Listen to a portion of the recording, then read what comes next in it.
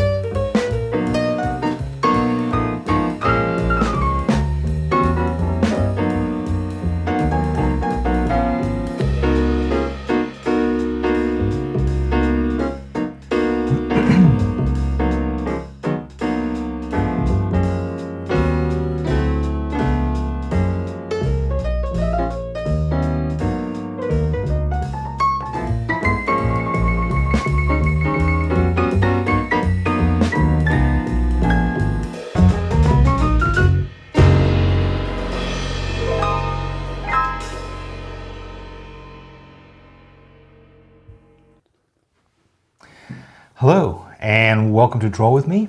I'm Danny Gregory, and every Thursday morning here in Arizona, we get together and we just draw a bunch of junk. Well, a bunch of stuff, a bunch of art. What do you think? Off to a great start, Danny. Well, we draw junk and we turn it into art. How's that? I mean, yeah, none of that I just saw was junk. It was awesome. Absolutely.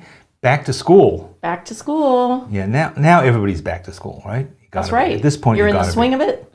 You got to be back to school by now.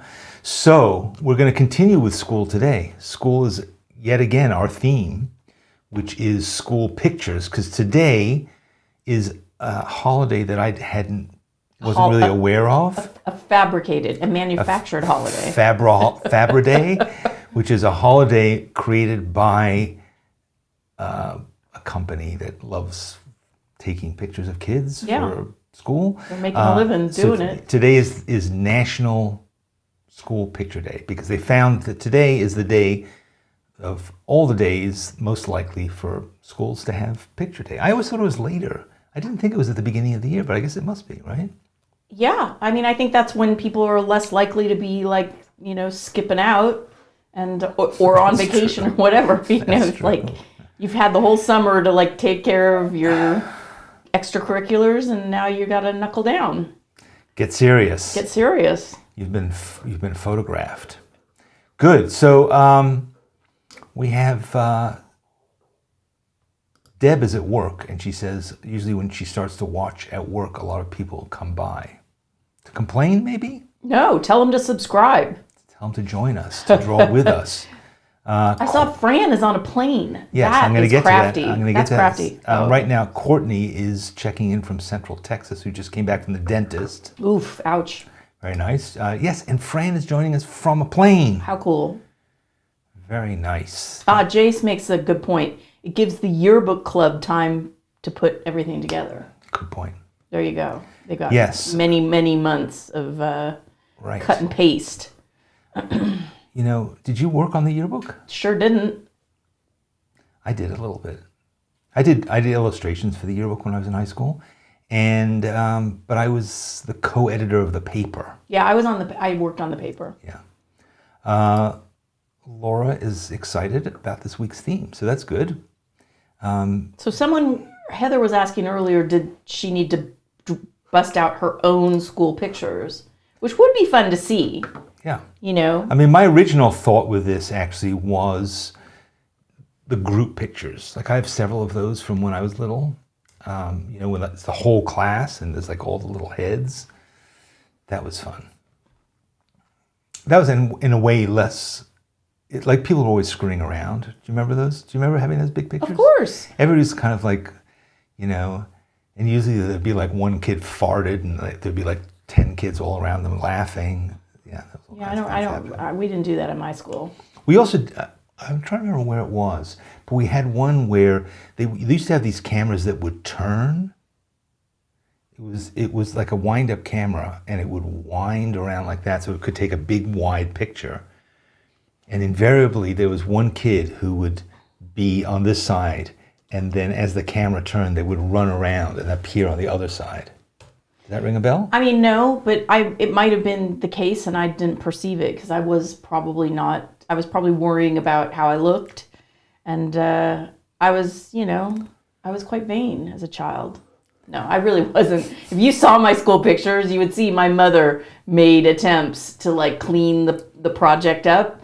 No, it was never good. It was. But didn't you always make your skirts shorter, and didn't you do things like that? I did that in high school, but you know, you never see that in your school photo. It's usually just from like, you know, chest up, right? It's chest like up, right? Portrait, yeah, but yeah. Looking to the future. No, my hair would always be a hot mess in my school pictures. No matter what my mother did, it was a hot mess. So Swiss Life is here from Switzerland. Very nice. Nice. Sophia Arts is here for the first time from Oman. How cool is that? Welcome. Great to see you. Thank you for joining us.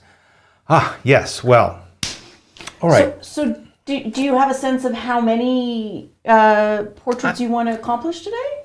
No. I have like a dozen. Okay. That seems like a lot. Well, let's look at the source. Okay. So this is my source. Why is my whole desk here? Let's zoom in a bit. There's no reason. Whoa, let's not zoom out. Let's zoom in. Okay. So this is not my book. This predates even me. This is from 1957, La Cuesta. I think we drew from this once before. We did. Yeah, so this is La Cuesta. It is actually from Arizona State College in Flagstaff. And it is, I bought it at a flea market, but it has a lot of great, this particular period to me is really, it's like the photographs are good enough that you get like decent pictures. I have yearbooks from the 20s and 30s where the pictures are just not that great, but also the styles of the people, particularly the glasses and the hairstyles are really, really great. So this is what we're going to be using as our reference. Is this, and in fact, remember when we did this last time, didn't we look up a couple of people? Yeah, there was somebody that we found who I think was a teacher. It was a teacher, and then we were able to find like an audio recording of an interview that she had done. Or as a librarian, or maybe. Maybe, but and she was so fascinating and quite prestigious. No, I think she was like the head of like the math department or something, the science. So this college, which became Northern Arizona University, it's in Flagstaff, Arizona. It was like a forestry school. Right, so there's a lot of people from maybe farms. Agricultural. Yeah, farming backgrounds. Yes. They're learning to be farmers. Yeah. And there's also, I mean, most of them are from Arizona, but there are some that are from other places too. And and you have, they're mainly white people, but there's also some Native Americans and some Hispanics. Very few African Americans, but there are some that pop up. There's one on that page, on the right, middle. I've already turned the page, so I'm not yeah, sure where that's you true. are. That's true. I have a lot. But you could major in home economics. Right. And, Probably only industrial arts. Women did that. Yes, that's true. Industrial arts, only men. Mathematics. Look at this giant slide rule. Pre-engineering. Music. So yeah, physical education, fair number of those. And science. So yeah, so what I did, and there's also the Homecoming King and Queen. That's a classic. Burton Miller and Barbara Larimore. And here's the Homecoming Dedicatee. Homecoming Parade. So yeah, it's a real You glimpse. often pick up these yearbooks if we go to like a used bookstore or swap meet or something, because you really like to use these references for drawing. I've drawn so many portraits. Yeah, because you can just get, when you have pages like, let me just get here. Here's the lumberjack football. But you just get pages and pages of like just the same kind of setup. And, people are posed. You just get to draw lots of different kinds of faces. So I recommend this. I think it's a great and they're pennies on the dollar. You can just buy it for $1 or $2. Nobody wants Yeah, these. exactly. Here's the Chain Gang. What? Yeah, it's an organization trusted with guarding the traditions of the college, the Chain Gang. I bet that's a forestry thing. Probably. Yeah, that feels like, I don't know. This guy, Buster Madariaga, he was also the president of the A Club, Intercollegiate Athletics, and the president of the Chain Gang. I don't know what became of him. Here's the Hiking Club. It's co-ed. I got to tell you, if you ever have a chance to visit Flagstaff, Arizona, Great hiking. you want to make time. The best hiking, beautiful, beautiful country. And here's a self-referential page. It's the editor and Of the yearbook? of the yearbook, yeah. Checking the dummy. The Cuesta? And here's the Lumberjack, which is, I guess, their newspaper. And then various the Rodeo Club, Future Teachers of America, the Timber Twirlers. Anyway, so what I did is I went and I grabbed a few photos of people and added them, so we will draw a few selected. Did you find any men with a beard? No unshaven men, no men with beards, no neck tattoos. In None of that. 1957, there were not an abundance of beards, were there? There might have been like a professor or two. Maybe, yeah. Might have been a mustache, but this is 1957. It's peak sort of Eisenhower era. No, you wouldn't get many of those kinds of folks. Even these older guys, like this guy, Walter Runke, who's the superintendent of buildings and grounds. Here's Johnny Bree getting his throat checked by the college physician, Dr. Fronsky. So, anyway. Well, all right, so I'm going who's to... up first? Who's up first? Well, first I need to come here for a second so we can let me just get one thing ready, which is, okay, so kill some time for a second while I just do one thing. Jennifer? I'm killing time. A little soft shoe, perhaps? Yeah, tell a couple of jokes. Well, I'm not sure. Yeah. Okay, never mind. Good job. I thought you were supposed to be like Ed McMahon. I was not prepared for that. I was going to but grab a pug, but and that's then a professional. I thought I'm tethered with this You're a microphone. pro. You should be on it like that. That's why we keep these pugs around, for comic relief. It's true. We need to fill the time. All right, here we go. So this is, I didn't write down all their names, so we might have to make up some names. Oh. Might have to, but I'm surprised it didn't have the name right under the picture. it did. Oh, But in I some see. cases, it would be like the picture was over on one side of the page and the name was on the other side. Got it. So anyway, I have 13 faces. Let's plan on doing, I don't know, 10 maybe? That's a lot. You think? Okay, so we'll go slower. Let's just do one, and then we'll See how it goes. see how the pace is. And also decide, like, do you want to really draw them exactly, or do you want to kind of mess with them? Well, yesterday in the membership thing, we drew from some Robert Crumb stuff. I don't know if you guys You're having like a major Crumb vibe right now. Yeah, I don't know if you've seen it, but I made a video yesterday about Robert Crumb, who has always been a big inspiration for me. And he would draw a lot of guys from this period.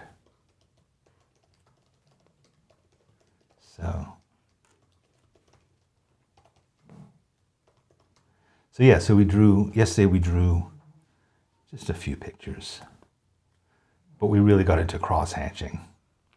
I mean, as one will. So September for you, historically, is a time when you practice drawing people. You often do selfies. We did Selfie Timber last year, and this year we're doing People Timber. So, similar idea, just broader subject.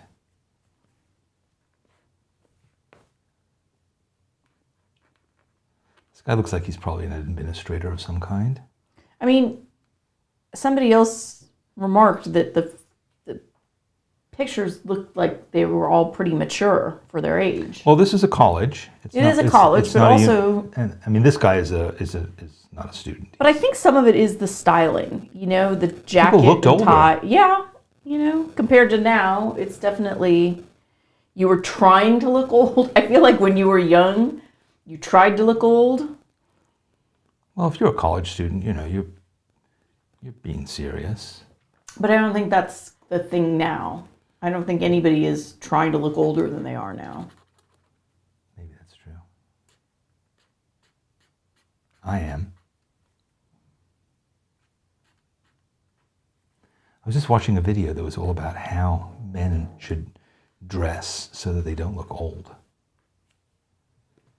And it basically came down to... Hoodies? No, in fact, he was saying, don't, like, dress your age, basically. But the main thing he said, which I think is quite true, he said most men have like a style that they got to at some point in their life, you know, and they kind of stick with it. So they have like the haircut that they got when they were, 25 or something. And that's just, they kind of never change. And that's what makes you look old.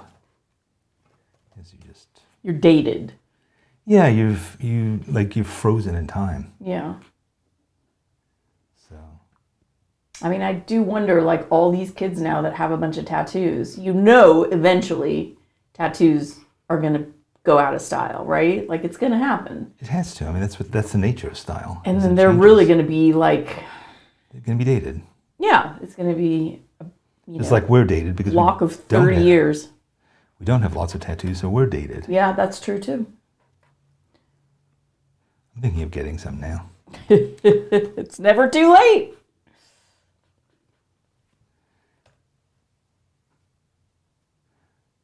I kind of changed this guy. You made him a little thinner. He's not the guy. Yeah, I was just struck by his big forehead, and that kind of dictated the whole face. Yeah, I mean, I think his photograph is a bit more handsome than what you have, how you've portrayed I made him into a different person. But to me, what I like about working from these yearbooks, nobody knows who these people are. So you can do whatever the hell you want with them. And you can just say, I'm going to use this as kind of a foundation for what a face looks like. But then I'm going to decide, I'm going to change them however I want to. So you can make them your own.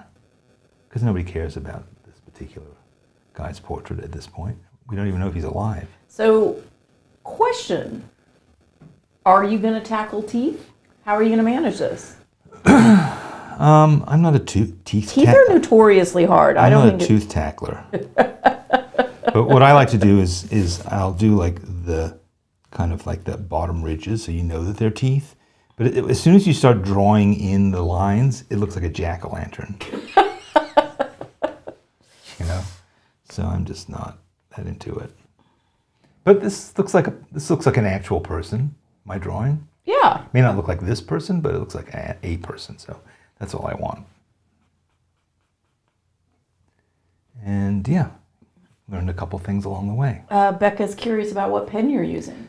I'm using the pen that I use every week, which is a Tombow Fudenosuke brush pen. So, and if you read the description below this video, you will see all the tools that I use are listed in there. So Becca had also just put in the chat, new to the channel, caught this live stream by chance. That's awesome. So she hasn't heard you say you're using a Tombow pen. You know what though? Yeah, he doesn't use a Tombow pen every single time. Yeah, I use it quite a lot because yes. It is a flexible pen and it's also waterproof, so I can watercolor over this guy, and the ink will stay good. Yeah, yeah. All right, so I'm pretty much done with him. I mean, I've thought about should I watercolor, but I think I'd rather draw more people. Okay. Maybe we'll come back to it, but I mean, that took you about 10 minutes. 10 minutes? Maybe less, actually. Getting slow. Jen says neckties don't make any sense to wear anymore. I mean, they're not that comfortable. Well, no, but they complete the outfit, as they say. You know?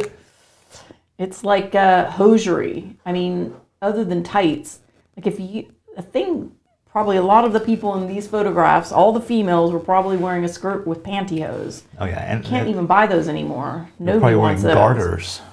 Well, in 1957? Maybe, yeah. Yeah, I bet you they were. Oof.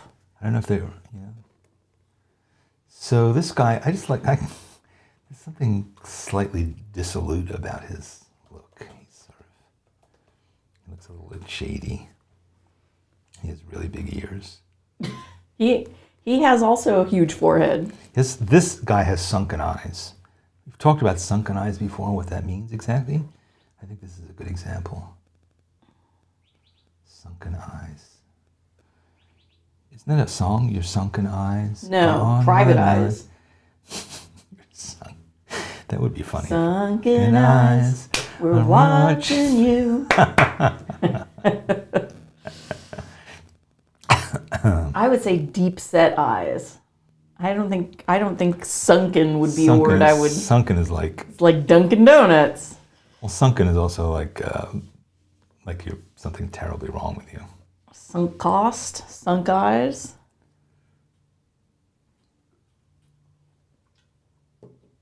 Rachel says he has a 5 head. So does that mean how many fingers? Is that a thing? No, it means instead of having a 4 head, he has a 5 head. Oh my God. I'm embarrassed I didn't.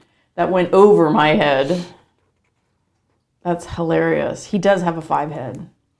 Yeah, I think that may be why I chose him, because he is just a very large cranium. But the other guy did too. Yeah, it might be the nature of this photography. That's a good point. Or that they slick their hair back. That's another good point. You don't see that so much.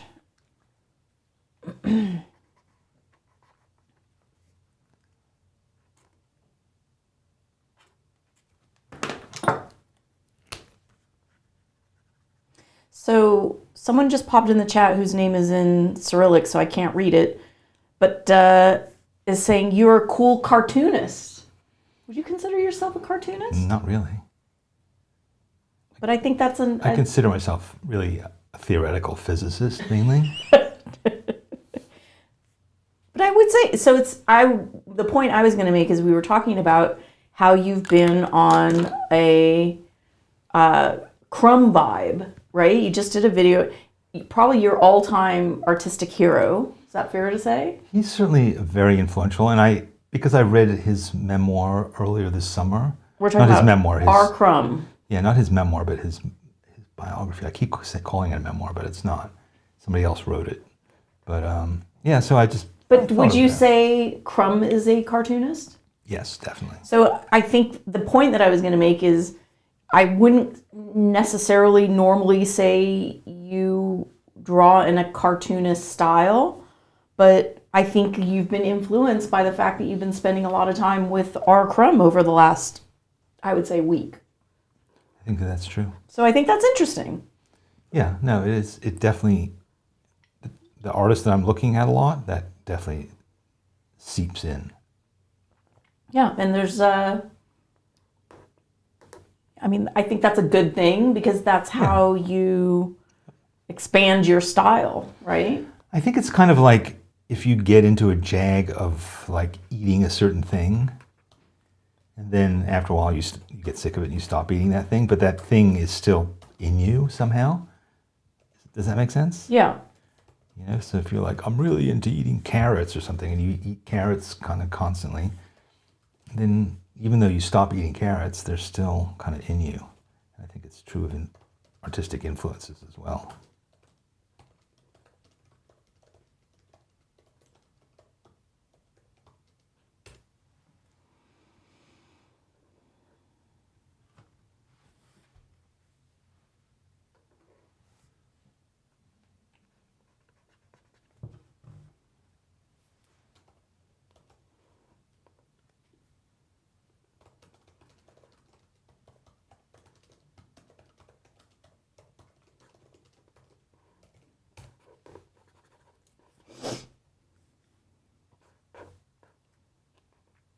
This guy, I feel like, has like a little smirk that you haven't quite gotten. Like he's almost, they captured him right before he was going to smile, is I think what happened. Yeah, I think that's true. I think the parts of him that I captured, I think I kind of got his eyes and I kind of got his mouth, but I don't know that I captured his overall expression. So Quilted Jules is fascinated by the way you use lines for the shading. Do you want to talk about cross-hatching at all? Sure. I mean, this is hatching. Hatching is when you go in one direction. This over here is cross-hatching. And, you know, it's just a way of adding a bit of tone. The closer the lines are to each other, the darker the whole thing becomes.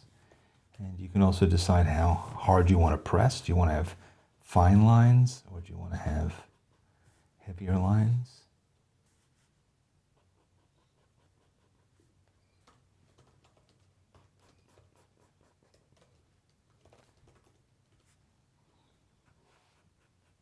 But generally, it's a good idea to try and space them fairly regularly. Don't just do a bunch of higgledy-piggledy lines. Well, in this case, you're using them for where you see dark areas in the portrait, right? Right. Yeah. Juan says he's got the Lovecraftian lips. Lovecraftian, well. That's very What does that mean? poetic. He's like That's risen from the dead, or I don't know enough about Lovecraft. He's a science fiction writer, right? yeah. You're more of a science fiction person than I am, but all right, let's move on.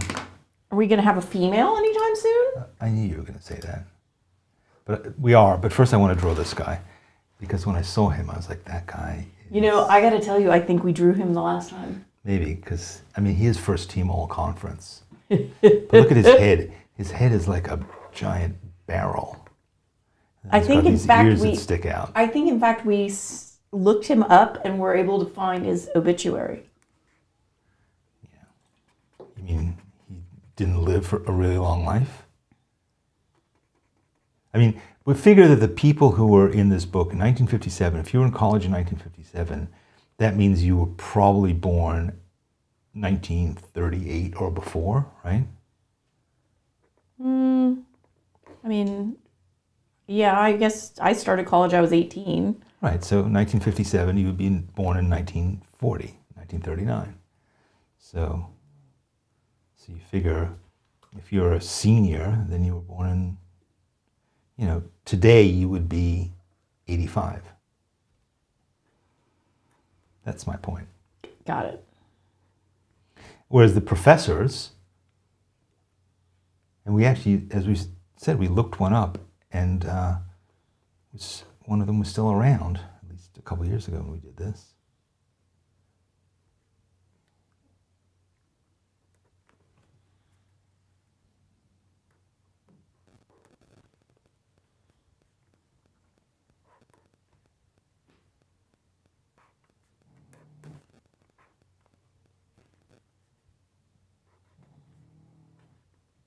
Sally said, my dad is 87 and graduated in 55. So yeah. From college or high school? This is college. That's true.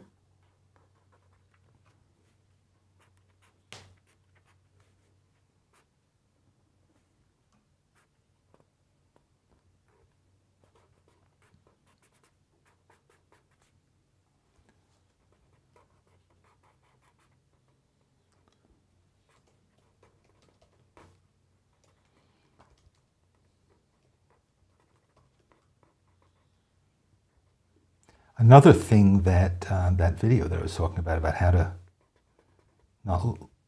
not seem old when you're older, is to be positive. Because old people are just all cranky all Yeah, the just time? like I remember when you know, used to be that. And when you do a lot of that, people are just like, Right. "Ugh, Well, you know, during the war. he's an old geezer." So yeah, I found Cecil D. Nelson's obituary. Oh, really? And Yeah. So he was born in 1931. 1931. And he died in So he was- 2009. So he was 26 when this wow. 26. Seems a bit old to be in college, doesn't it? I don't know. All right, well, he lives on in my sketchbook. Sort of. There we go. All right, Cecil. Let's move on and let's have, finally, Joanne Hersinger shows up. Joanne! Look at her. What a pretty gal. And look at those glasses. Those are going to be fun to draw. Yeah. Those are good glasses. I really do love those kind of glasses, actually. I think they're very This is kind of like almost universal. You'll see when we look at pictures of particularly women's glasses, they're almost all these kind of cat's eye things in this day and age. That's another thing in this video. You gotta get new glasses. If you're wearing the old style glasses, Oh, yeah? yeah, like in fact they mention like if you have like kind of wire frame round glasses like Rick has, yeah, you look old. You don't think it's just like the gray hair? You're a little off. Oh, sorry. Let me get Joanne on camera where she belongs. There we go. I like her little pixie cut. It's very Audrey Hepburn. Yeah. Who would have been the kind of movie stars of 1957? Even like Sandra Day and yeah, this is, or is that a little bit later? Frankie Avalon kind of period, like maybe. I'm gonna apply the Google to this. So major movie stars of 57 included Ingrid Bergman, Yeah. Cary Grant, and Katharine Hepburn. Right, but I don't think any of And those. then there would have were been Alec Guinness, Joanne Woodward, Those weren't. Yul Brynner, Marlon Brando, Elizabeth Taylor, and Gregory Peck. Elizabeth Taylor maybe, but I mean, a young girl wouldn't be influenced by Yul Brynner. No. Well, I'm just reading. I mean, I didn't. Yeah. It's like, I'm shaving my head. How about Deborah Kerr? Yeah, Deborah Kerr, maybe. Or is it Deborah Carr? I don't know.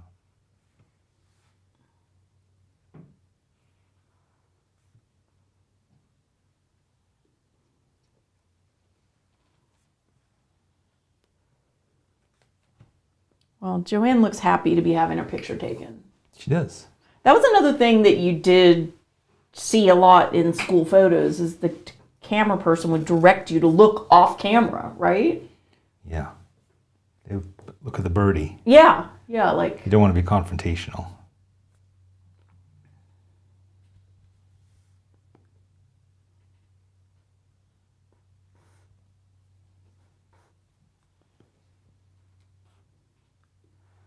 What about Doris Day? Maybe Doris Day was later?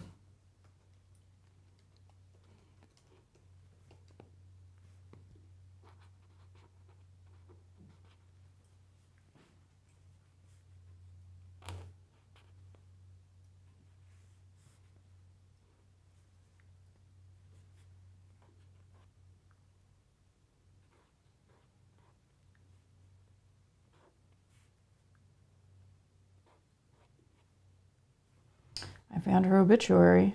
Oh, really? Did she still have her She same graduated first in her class. name? Joanne Hersinger did? Yep. Good on you. From what is now Northern Arizona University in 1960 with a BA in English, and later went on to earn a master's degree in English from the University of Nevada at Reno. Now, And she became a teacher.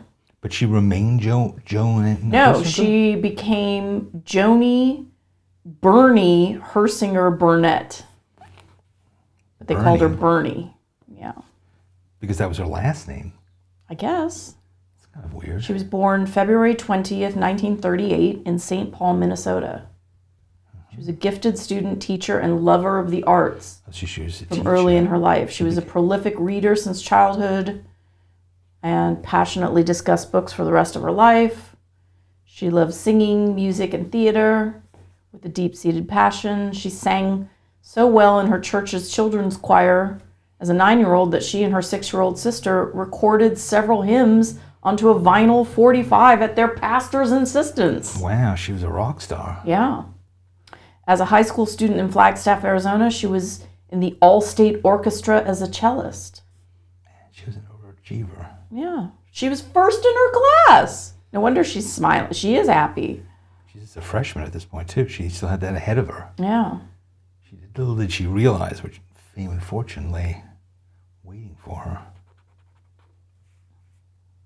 She's cute. Bernie. All right, Bernie, see you later. We're moving on to Buster Madariaga. I mentioned him before. He was the guy who's like the president of like 10 things. And he was a football guy. You can tell by that awesome brush cut. Madariaga.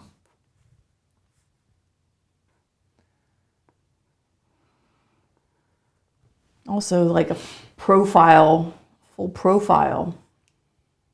His eyes to the future. Now, just looking at this portrait of Buster, I just assume he's tall. Why do you think? He's a football player. Oh, I didn't hear that part. So He was the president of the chain gang, too. Oh. Now look him up, because he's got a distinctive name. Did he end up on a chain gang? That would be ironic. End up being sentenced to life of hard labor. Nice nose. Roman nose.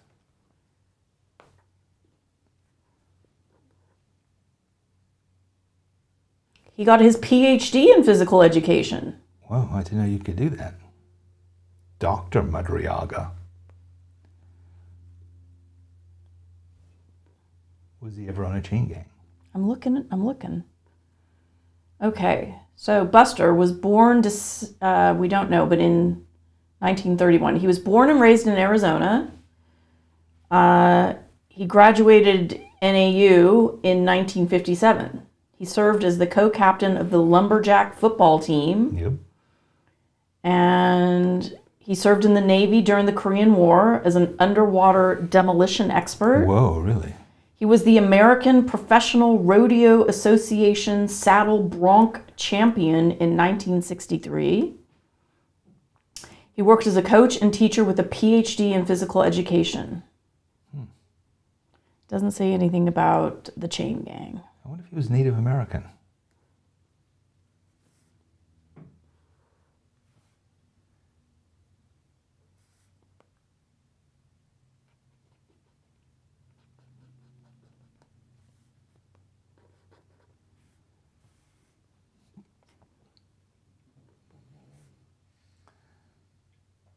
So his job was basically being A coach. a coach.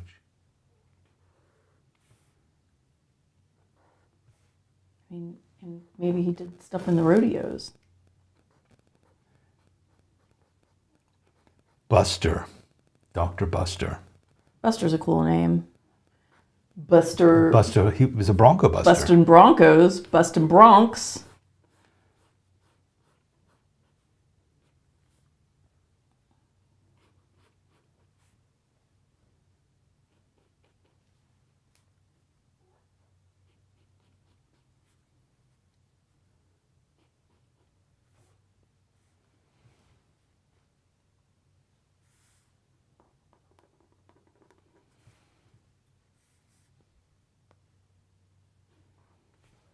All right, Buster. You're good to go. You're cool. I could have gotten a job being like a portrait artist for schools, done yearbooks. Next. Do you think you could do it not from a photo? What would the difference be? I don't know. Like if the person was just sitting in front of you. Yeah, I don't know. You mean like being like a caricaturist? So this is Millard Kinney. I feel like we've drawn him before, just because he's a cartoon character already, isn't he? I mean, he looks young, right? Well, yeah. But I think he's the kind of guy who always looked young. So you're a little behind our, yeah. Millard Kinney. I feel like we looked him up, and he was like there was information about Millard. I'll see. I mean, it was funny to think out of all the people, you would have picked the same people. Well, I just like this guy's look, and I like his glasses, and I like his kind of positive. Yeah, I found vibe. him. Yeah, Millard Kinney. Okay, what do you want to know? Hold on, I seem to remember he had something to do with church. Was he in a choir? Oh my God, how good is your memory? That's disgusting. So he is Professor Emeritus of Music. Right. Died March 2016, at the age of 87. He was born in Ontario, Oregon on February 10th, 1929. He taught at NAU from 55 to 83. So he's a teacher here. Oh, okay. So Known for his dedication to his students and music, he conducted the Shrine of the Ages Choir, madrigal singers, university singers, blah, blah, blah. And the vocal jazz ensemble, The Splinters, which is pretty cute for a forestry school. He taught piano, voice conducting, and arranging courses. His Splinters did several USO tours abroad. They entertained troops in Iceland, Greenland, Newfoundland, and later in Japan, Korea, the Philippines, and Taiwan. He looks a bit like Mike, what's his name? Austin Powers. I married an ex-murderer. Yeah, I know, but it's not, my brain doesn't pull up names One of anymore. your favorites. I know. Michael Myers. Michael Myers, right.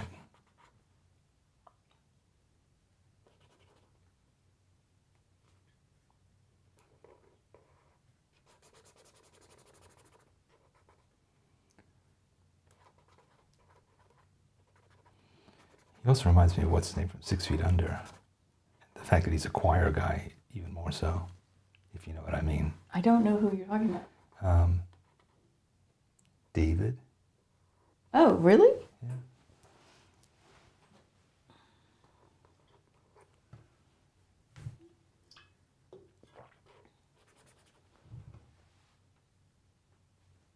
Kind of screwed his hair up, but. Yeah, Lisa said Rick Moranis. He definitely has a Rick Moranis about him. Yeah, maybe this is glasses, but. Or actually, no, Dana Carvey. Oh, you're right. He does have a Not Dana Mike Carvey. Myers, Dana Carvey. Yeah, I wasn't going to say anything to publicly contradict you, but I was like, yeah, I'm not getting Mike Myers. You know, according to your contract, you're not allowed to publicly contradict me? Well, you know, it's funny because the photograph of Millard doesn't give me Dana Carvey, but your My version of it version does. of him does. It's like I think that's what the happened. church lady, right? Yeah, I think what happens is he made me think of Dana Carvey, so I drew Dana Carvey. Even though he doesn't look like Dana Carvey. He doesn't look anything like Dana Carvey. No. Nothing whatsoever. Yeah. Moving on from Millard to, she's something else. Dr. Octopus has a good point. Maybe some of the students who are older first went to the military to get a scholarship for their education. That's true. In 1957, they probably were in Korea. Yeah. These also people from farming Yes. families, so they might not have been able to go to college like right out of high school either. Yeah. Yeah. All right, so this one. Oh, what an awesome hairstyle. I mean, this is. Oh my God, she's the coolest. Yeah, she's... You know she's in the drama club. You know she's smoking cigarettes, right? You know she is. Yes, she's... I like that over-the-shoulder look, too. And what gorgeous eyebrows. I mean, yes, yes, and yes. Yes. I wish we had her name. Feel free to look. Where's the book? I don't know. Where Here it is. did you done put it? See if you can find her. I mean, what are the odds? I would say 0. No, why? Just flip through. You'll see her. It's a huge book. If I can draw her, you can find her. I don't know. It's a needle in a haystack, folks. You'll find her.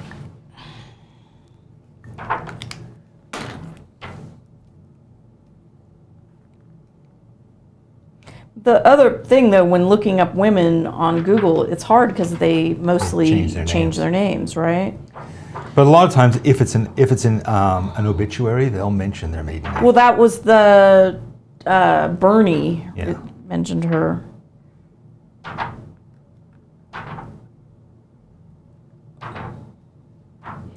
That's why it's important to have an obituary. So make sure that your family puts an obituary in, so that when it's time, we can talk about you and draw with me. It's really, that's dark and morbid. Well, just thinking about the future. If you want to support the future of art, that's how you do it. I made her a little cross-eyed, but...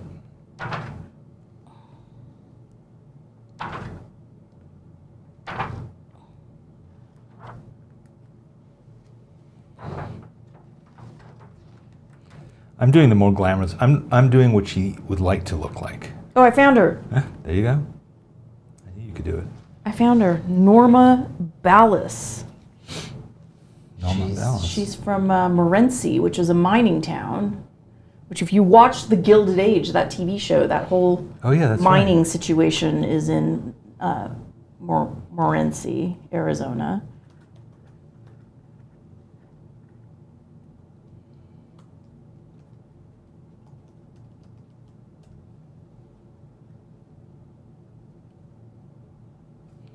You're going to find her.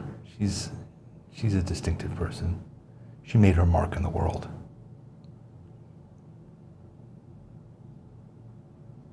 Norma.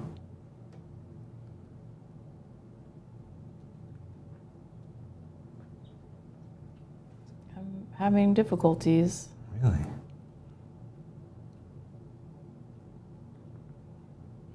Now, if she passed away pre-internet days, if she passed away like in the 50s or 60s, that might be the end of her story. I mean, in 2018, I'm finding an obituary for her husband because it said he's survived by wife Norma, and in parentheses, Ballas. Okay. So I can tell you about John Peary Francis Jr. Okay. He graduated, he attended the University of Arizona and then transferred to Flagstaff. Before completing graduation requirements, he entered the U.S. Army, then returned to finish a degree in business. Then, so he might be in this yearbook. In 1981, with 3 partners, he started Southwest Slurry Seal Inc., which he ran until his retirement. So it was like a mining company, probably. He loved to travel and enjoyed a round of golf. He was preceded in death by his parents. He's survived by wife Norma Ballas of 57 years. And no children, huh? Son Richard, daughter Lori, and grandsons Ryan, Jason, Francis, Brandon, Dylan, and Josh. There you go. So when did you say that was from? So he died in 2018. So she's probably still alive. She might still be alive, she might folks. She might still. She Norma might be with us. She might be on Draw With Me. Norma, are you here? With us. Norma, I apologize for this drawing of you, but don't take that personally. We're going to do one more. Here we go. We're going to do, here we go. I don't know this guy. Can you look him up? Oh my God. How could you cut off their names? No, because the key is if they're here, it means his description is on the other side. Oh, but babe, I mean, there's a lot of pages here. You know, I'm sorry. It's inhuman what I put you through. Well, look. I'm I not. want to know about this guy. I want to know about him too, but unfortunately, Stop complaining and find him. I'm trying. I feel like we're on like Law and Order. Get out there and burn some shoe leather. As you noted, there are relatively few people of color. Yeah, there you go. So you should be easy to find. So hopefully I can find him. Will I be able to find him in the time allowed? That is the question. Keep looking. You'll find him. He's in there. Dear. Oh, I found him. There you go. You I see? found all him. that complaining, and there he is.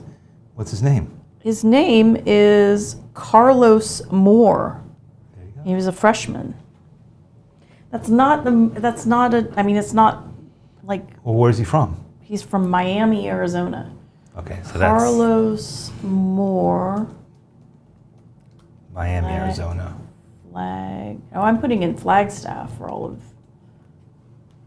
Oh, found him. He was a city of Flagstaff policeman. Uh-huh. Okay. So he was the third child born in Miami on August 20th, 1939. He earned a Bachelor of Science from Northern Arizona University. He had 4 children. He was married. Prior to graduation, he was employed as a grocery clerk, lumber fabricator, and city of Flagstaff policeman. So before graduation, he was a policeman. Upon graduation, he became employed by Standard Oil of California, currently known as Chevron. That's interesting. He was a territory manager. After 30 years with Chevron, he and his wife retired in Las Vegas. This is a hilarious line in somebody's obit. After 30 years with Chevron, he and his wife retired in Las Vegas. But not being allowed by Gloria to upset her household, he returned to the workforce, performing retail collections and employed by Nevada DMV for 10 years.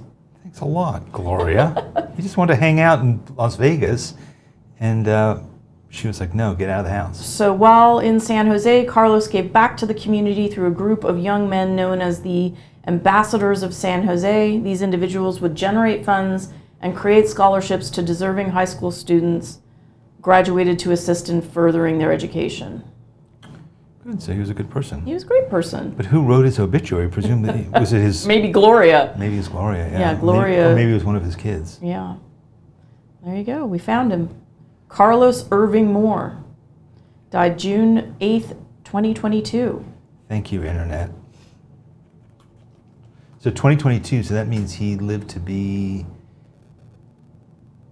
83. That's good. That's a good life. Yeah, 39 to 22. He got married. He met and married his rock, she wrote this, Gloria William, on July 22, 1961. No, I bet you one of his kids And wrote then it. they had 4 children. No, one of his kids wrote it.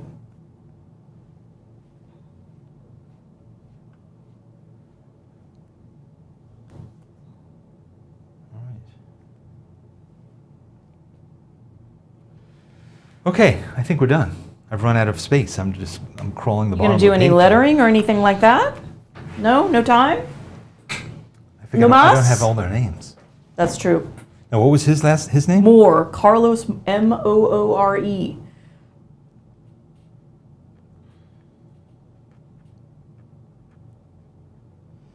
And what was the lady with the funky hair? Norma, I think, Ballis. Ballis. Ballis.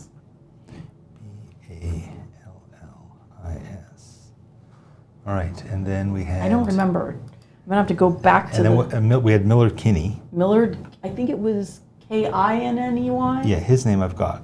Millard Kinney.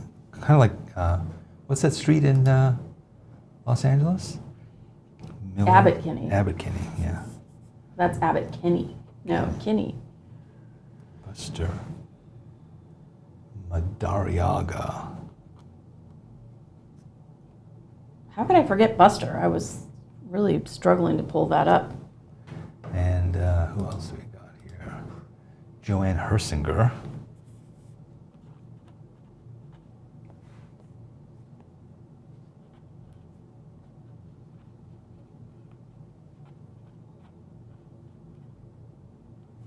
And most of these people live like full lives, long lives. That's good, you know? Absolutely. Cecil Nelson. Cecil? Cecil Nelson. And, oh, this guy. Can you find him? Both of these guys I don't have. I'm sorry, but Yeah. This guy, let's call him Lovecraft. HP.